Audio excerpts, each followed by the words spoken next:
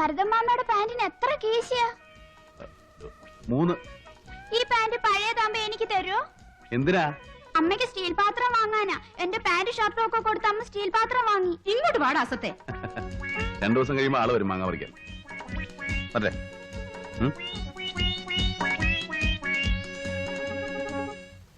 വാടാ.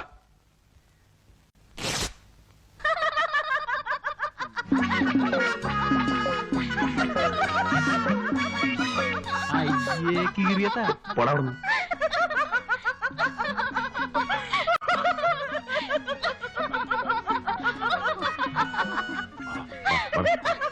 ഞാനെന്ത് ചെയ്യണം? വണ്ടിക്കൊണ്ട് പോടാം.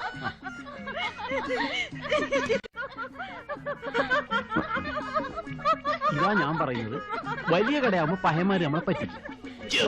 കടയാവുമ്പോ നമുക്ക് വിലയും പേശാം, ഇങ്ങനെ നടുവേ വെച്ച് കീറുകയും ചെയ്യാം.